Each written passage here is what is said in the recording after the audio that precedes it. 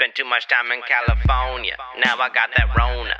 Gotta be a loner. Staring at my phone. Gotta be a loner. Gotta be alone. What did I set up the chairs for? I'm sorry, but the chairs are already here. Like you didn't set them up.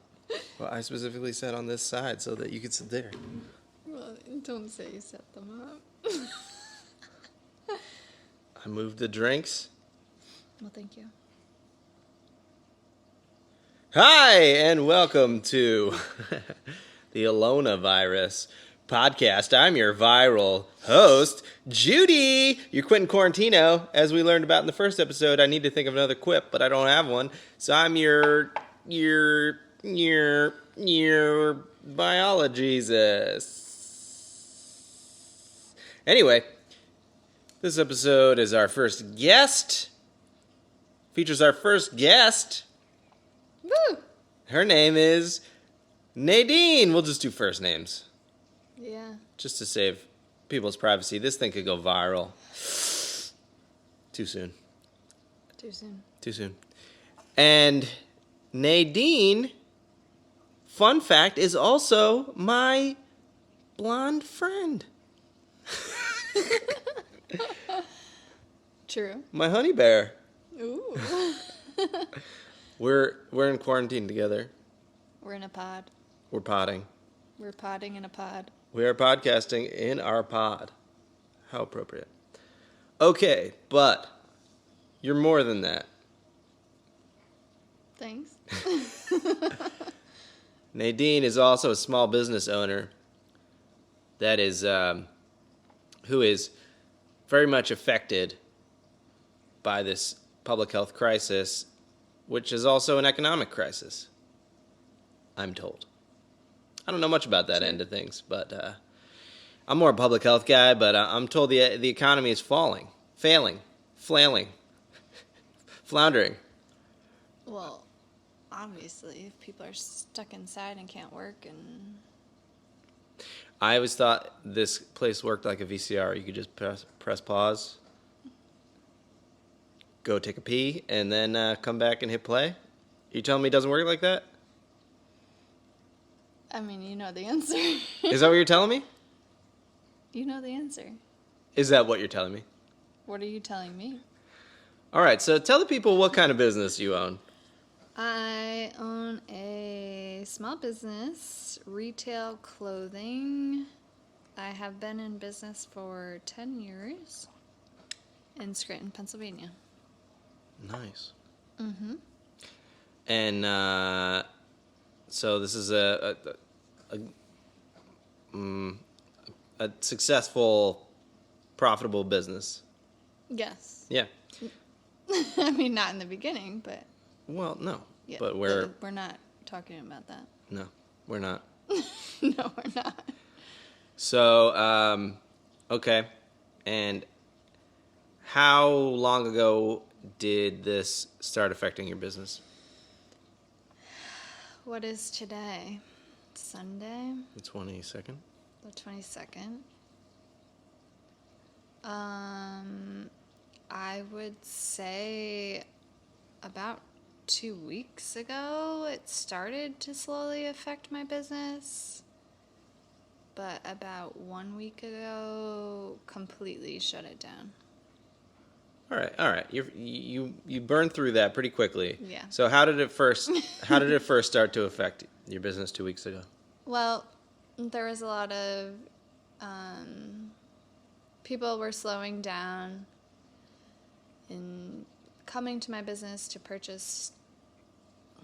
make purchases. I'm trying to get my timeline straight here because I don't know. Being at home for so long, I'm not really sure. Oh, I've been here for a week and a half. A week and a half? Mm-hmm. Oh, no, a week. I left a week and a half ago. A week. Yeah. So I guess was it Monday?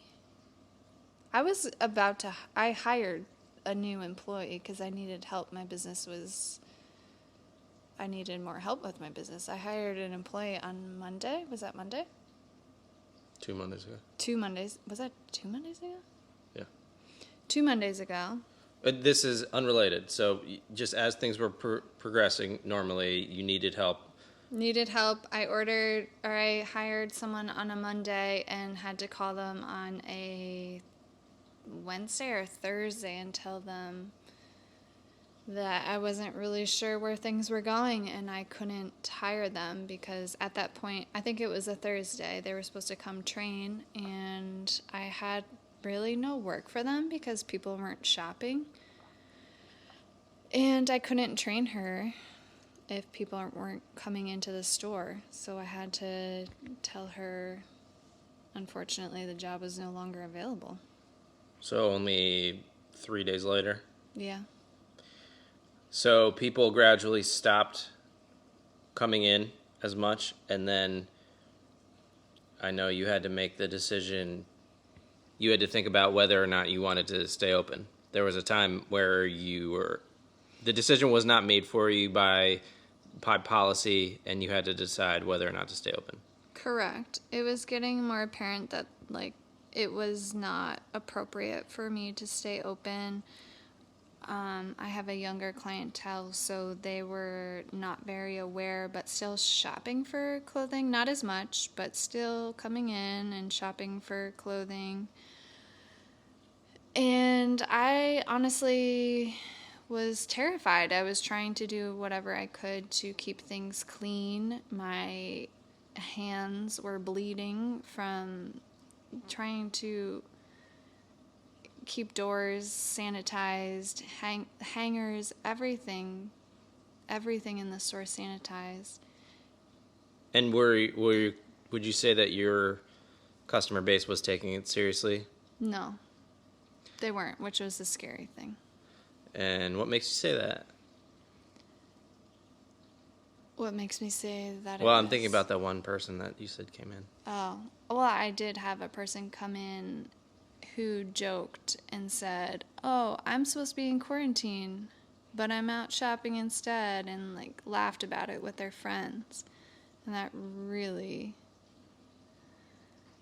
was not okay. And this was at the point where not everyone was in quarantine. This was only people that had traveled to certain places or were exposed to someone with coronavirus were supposed to be in quarantine. Correct. So that's pretty scary, and she probably didn't realize what that meant, but makes it, that's the problem that we're still experiencing in this country, is that people aren't taking it seriously. People don't realize that the effect of their actions at this point. So, and how long after that did you completely close your doors?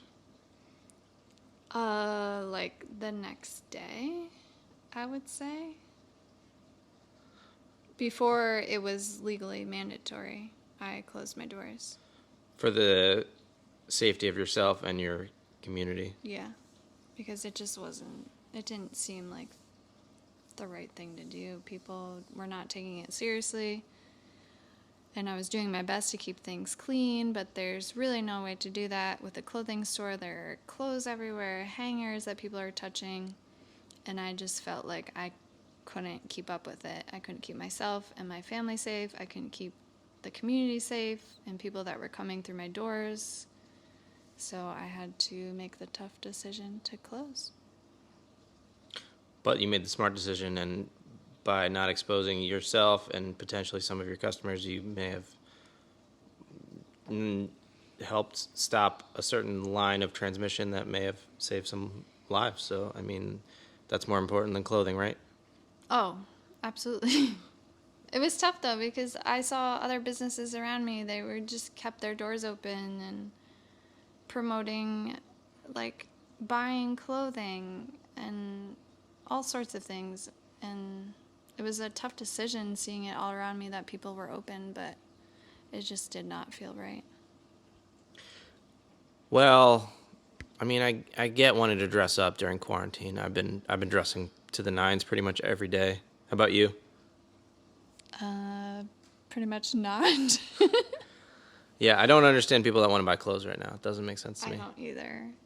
Still, at this point, we are supposed to be closed, but other retailers in the area are promoting their clothing and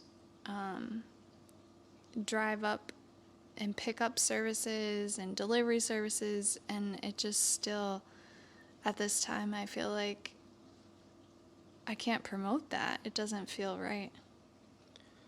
Yeah, and I mean, I understand wanting to support small businesses and people that make their living off of their business, but at the same time, I think the health of their own health and their families and their communities more important, should be prioritized.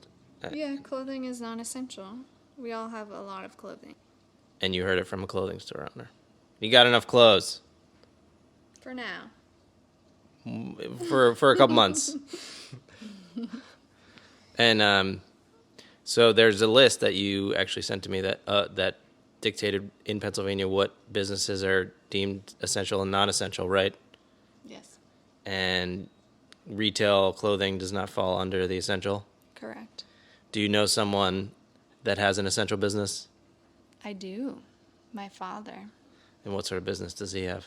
He owns a funeral home, which is essential. I think Yes. it falls under death services. That sounds about right. Yeah.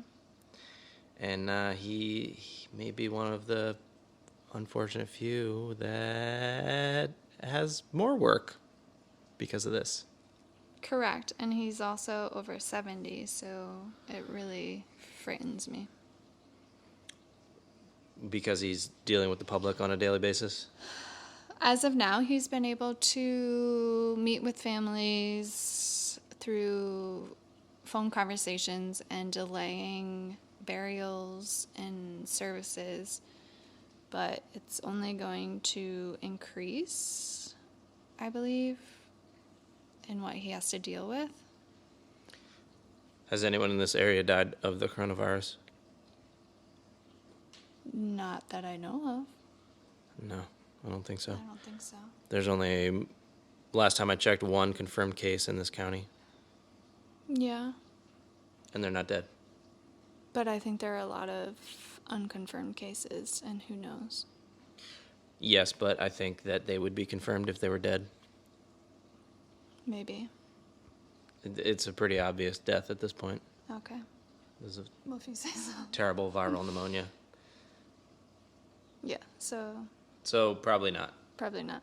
Not yet. Not yet. So you got the Alona virus as of now, right? Well, no, because I have you. But we're alone. Yes, we are alone. But you're worried about your dad because of his business. I am. And he won't let me help him with it. I have offered since I am currently unemployed. But he doesn't want to put me at risk, Yeah, well, which is tough to swallow. understandable. Well, he's taking proper precautions. Yeah, we're checking in a few times a day. I'm trying to help him through like what he has coming in with his business and talk about it and figure out the best way to handle it. And he knows that he has to check in with me. So you're in charge? Well, no, he ultimately is, but just, I guess, so I feel better. Yeah. Okay. So mostly we've been staying here, right? Yes, we have mostly been staying here. We have been inside for how long? 40 years. No, about a week. Yes, but sometimes you got to go into the public for a few specific yes, like things. Today. Yeah.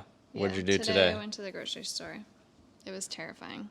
What was terrifying about it? Well, I had high hopes. Might be a little extreme, but I made 2 lists. I made 1 list, then condensed it into another list, grocery list, and then finally made it into my final grocery list.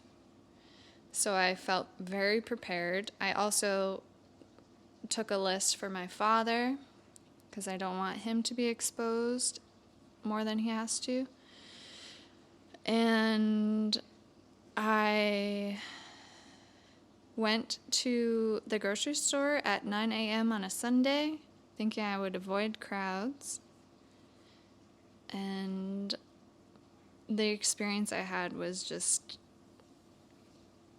like no other. All right, that does it for this. I'm just kidding. Do you want to give us a little more detail? What happened? So I got there and it was packed. Most things. So I'm preparing to buy groceries for my father and you and I so that we don't have to go out for like a week and a half, I would say. So my list was totally crushed because most fruits and vegetables were fine, like fresh fruits and vegetables. But after that, like meat, we eat a lot of chicken soup. That's kind of what we're thriving on. For the soul. For the soul. So you are only able to purchase one per person. Hit me up for my chicken soup recipe. It's It's pretty good. It's very nutritious. It's not what you think. It's a detox soup. It's got ginger, turmeric, bone broth, collagen, all that stuff. Broccoli. Yep. Mushrooms. Yep. Hit me up. So my plan going in there and purchasing enough, like, chicken to purchase for soups for the next week and a half, maybe 2 weeks, was totally blown. There were signs everywhere, one per person. People were not taking the 6-foot rule into consideration. It was just kind of a free-for-all. It was pretty terrifying. Was the grocery store that you went to taking precautions? They were. So actually, like a week and a half ago when I first went to the store, they were taking more precautions, I felt like. When I went there the first time, when all of this started to come about, there were big signs that said, you must put hand sanitizer on your hands this time. And there were like 2 big machines on each side as you entered.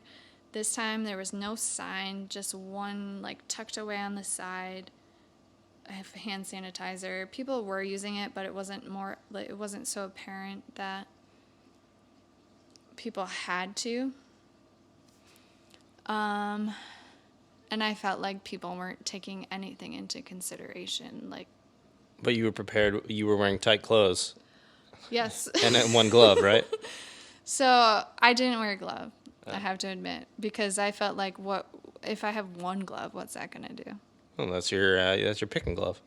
Yeah, but it was just such a free for all that there was no like picking what hand you were gonna do things with. It was just like it was chaotic. Okay. So it was a rough experience. It was. But yes, I went in, I put my hair in a tight braid, and I wore tight clothes, and I got through it.